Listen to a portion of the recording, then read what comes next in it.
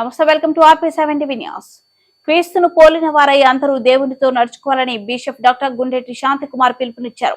Good Friday పర్వదినాన్ని పురస్కరించుకుని చొప్పదండి మండల కేంద్రంలోనే హోలీ శాలెం చర్చ్ మినిస్ట్రేట్ వ్యవస్థాపకులు బిషప్ డాక్టర్ గుండెటి శాంతికుమార్ ఆధ్వర్యంలో గుడ్ ఫ్రైడే వేడుకలను ఘనంగా నిర్వహించారు.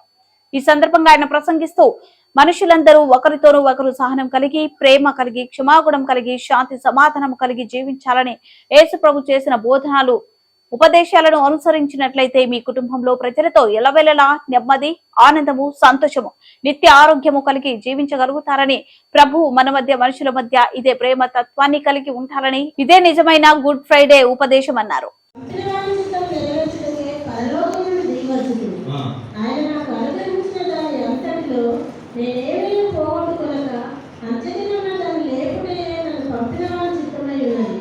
కుమారుని చూసి ఆయన విశ్వాసముంచుటకు వాడు నిత్యజీవం కలుగుటయే నా తండ్రి చిత్తము.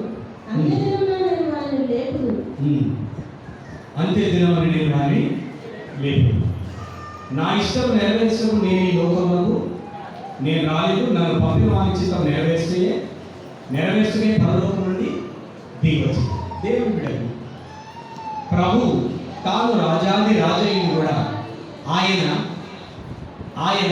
లోబడి మనస్తత్వం కలిగి ఉన్నాడు. గట్టిగా సపోర్ట్ ప్రభు నామాన్ని తాను రాజాది రాజయ్యుడు కూడా తనలో ఉన్న తండ్రి పోషన్ అనగా తండ్రి పాత్రకి తండ్రిగా ఆయనే కుమారుడు. ఆ తండ్రి పాత్రకి ఆయన నా తండ్రి చిత్తము. ఏంటి తండ్రి చిత్తము? తన పిల్లల యొక్క క్షేమమే తండ్రి చిత్తం. తన పిల్లలను రక్షించడే తండ్రి చిత్తం. తన పిల్లల యొక్క పాప క్షమాపణ కొరకు మరణించడమే తండ్రి చిత్తం. తన పిల్లల యొక్క పాప క్షమాపణ నిమిత్తం ప్రాణాన్ని తినడమే తండ్రి చిత్తం. రక్తము చిందించడమే తండ్రి చిత్తం. మరణించడమే తండ్రి చిత్తం. తిరిగి మూడో నాడు లేవడమే తండ్రి చిత్తం. గట్టిగా సపోర్ట్ కొట్టి ప్రభు నామాన్ని మహిమపడతారు. తండ్రి చిత్తం సుఖమైనది ఎవరైనా దాన్ని నెరవేరుస్తారు. కానీ తండ్రి చిత్తము సుఖంగా లేదు. తండ్రి చిత్తము కష్టాల్లో మారిపోయింది.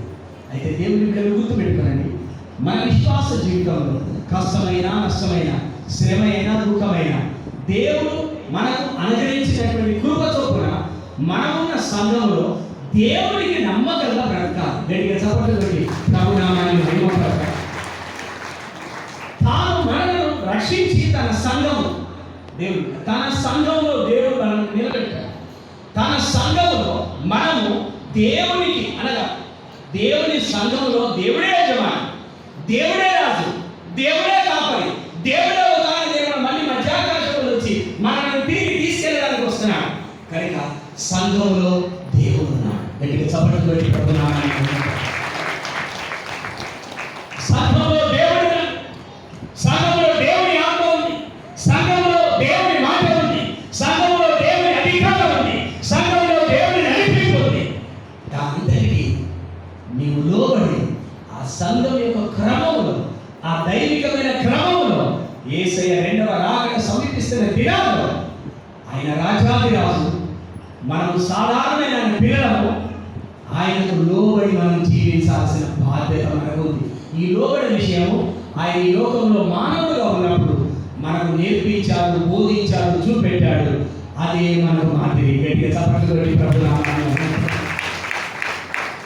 ప్రభు చెప్పాడు కదా, తను తాను హెచ్చించుకున్న వాడిని నేను తగ్గించబడతాను, తను తాను తగ్గించుకున్న వాడిని నేను హెచ్చిస్తానని దేవుడు చెప్పాడు. కనుక దేవుని బిడ్డలారా, నా విశ్వాస జీవితంలో తగ్గింపు అనేది ఒక చచ్చిపోవడం ఒకటే మిగిలింది. అన్నింటిలో తగ్గింపే. ఇక చచ్చిపోవడం ఒకటి ఉంది, ఆయన అయిపోతే ఇక తగ్గింపు పూర్తి అయిపోతుంది. ఎంతవరకు తగ్గించుకోవాలో నేల వరకు తగ్గించుకుంటున్నాను కనుక మీరు ఇక్కడ కనబడుతున్నారు, మీరు ఇక్కడ నిలబడుతున్నారు, మీరు ఇక్కడ మాట్లాడుతున్నారు, మీరు ఇక్కడ ప్రేమ కలిగి జీవిస్తున్నారు. దానికి కారణం ఏంటంటే ఒక ఆయన ఇక్కడ తగ్గించుకొని బ్రతుకుతున్నాడు, సమర్పణతో బ్రతుకుతున్నాడు, అన్నిటినీ ఓర్చుకుంటున్నాడు, అన్నిటినీ భరిస్తున్నాడు. నా యేసయ్య నాకు మాదిరి. గట్టిగా చప్పట్లు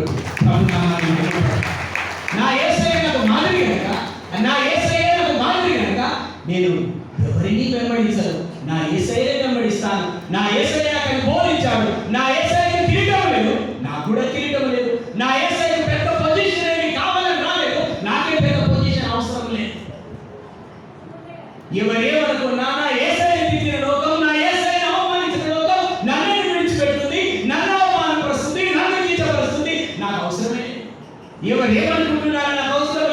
నా యేసయ్య చిత్తము చేయడమే, నా యేసయ్య నాకు ఇచ్చిన తన సంఘాన్ని నడిపించడమే నా బాధ్యత. దానికోసం ఎంతైనా తగ్గించుకుంటా. గట్టిగా చప్పట్లు పెట్టి ప్రభునామాన్ని